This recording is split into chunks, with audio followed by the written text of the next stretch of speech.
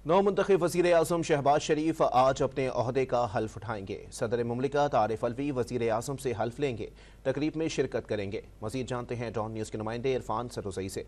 इरफान, बताइएगा कौन कौन सी अहम शख्सियात को दावतनामे इरसाल किए गए हैं?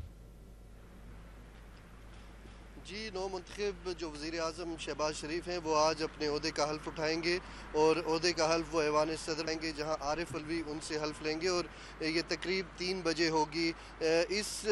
ये जो अमल है इसकी तैयारियां मुकम्मल कर ली गई हैं, दावतनामे जारी कर दिए गए हैं।